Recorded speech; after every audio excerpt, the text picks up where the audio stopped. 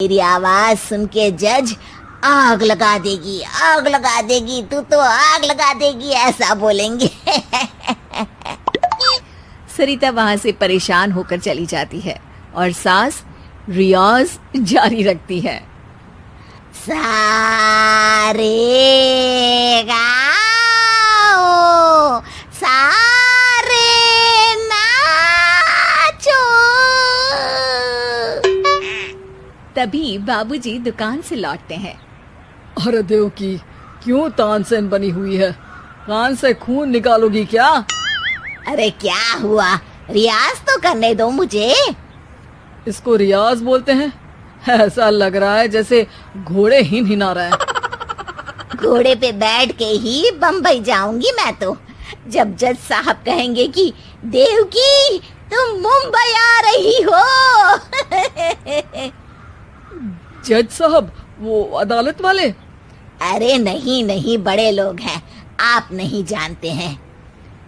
ओ मैं तो छोड़ चली अपना ये देश, बम्बई मुझे प्यारा लगे। गाना गाती हुई देवकी चली जाती है और बाबूजी अपनी सरफिरी पत्नी के इस संगीत प्रेम की चर्चा करने बहू के पास चले जाते हैं। अरे सरिता बेटा, सुनो तो, ये तेरी सास को क्या हुआ है बेटा? सुबह तो अच्छा भला छोड़कर गया था इसे। सिंगर बनेगी अब वो। सिंगिंग रियलिटी शो में जाने की सुबह से तैयारियां चल रही हैं इनकी। हाँ, अब तो कोयल के सुर मेंढक छेड़ेगा। हे भगवान, सद्बुद्धि दो इसे। इधर बाबूजी भगवान को कहते हैं और उधर राधा रानी प्रकट हो जाती है, देवकी की मोहल्ले की सबसे पक्की दोस्त।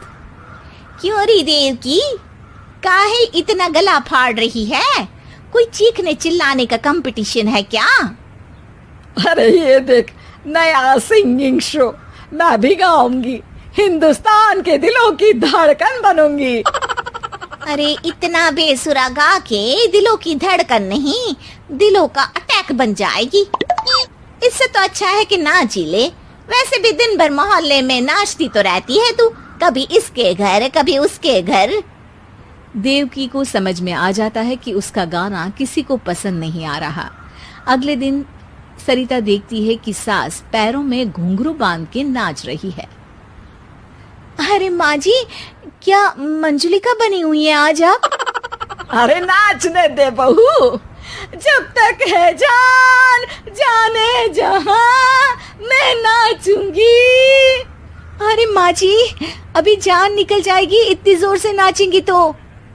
अरे अरे क्या कर रही हो? अरे दिख नहीं रहा, डांस कर रही हूँ।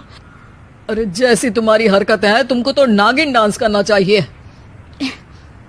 वो भी करूंगी, भांगड़ा भी करूंगी, देखना जज मुझे देख के स्टैंडिंग ओवेशन देंगे।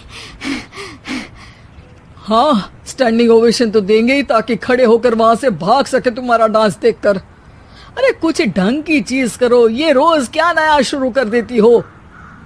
सास को लगता है कि उसका डांस का सीन भी बिगड़ गया। अब वो टीवी देख के कोई और कलाकारी ढूंढने लगती है। तभी उसे टीवी पर खतरों के खतरनाक खिलाड़ी शो दिखता है, जिसमें लोग अलग अलग स्टंट करते हैं। बस देवकी को नया काम मिल जाता है। अगले दिन सुबह देवकी डंबल लेकर कसरत करने लगती है। माँ जी, ये क्या कर रहे हैं आप? अरे खरी जैसे बनकर खलबली मचा दूंगी। कल मैंने खतरों के खतरनाक खिलाड़ी देखा और सोच लिया कि मुझे वही जाना है। हाँ बस। तभी वहाँ बाबूजी भी आ जाते हैं। अरे इतना भारी डंबल, अरे गिर मत जाना कहीं लेकर। अरे चुप करो, तुमसे कुछ नहीं होता इसका मतलब ऐसा नहीं कि मुझसे भी कुछ नहीं होगा। मैं तो खतरों के खतरनाक खिलाड़ी में जाने वाली हूँ। हाँ, मैं तो इस शो में तभी गया था जब तुमसे शादी हुई थी। तुमसे शादी करना भी खतरों के खतरनाक खिलाड़ी में जाने से कम थोड़ी ना है। अब चुप भी रहिए। अरे बहू, वो भारी वाला डंबल उठा कर ला तो। अरे नाना माँ जी, आप संभाल नहीं पाओगी। अरे मैंने टीवी में देखा था, एक आदमी कार उठा लेता है, इतना तो मैं उठा ही सकती हूँ ना। बहू घबराते हुए भारी वाले डंबल माँ के हाथ में दे देती है। जैसे ही माँ दोनों हाथ ऊपर करती है, पूरे शरीर का बैलेंस बिगड़ जाता है और वो पीछे की तरफ गिर जाती है। डंबल जाकर टीवी में लगता है और टीवी फूट जाती है। माँ जी, उठिए माँ जी। बाबूजी बहुत तेज हंसने लगते हैं। बाबा बाबा, टीवी और बीवी दो टेंशन थे मेरे, आज एक कम हो ही गया। बहू भी सास को उठाते उठाते इस बात पर ताली बजाकर हंसने लगती है और देवकी फिर से गिर जाती है। और इस बार देवकी भी अपनी बेवकूफी पे हंसी रोक नहीं पाती।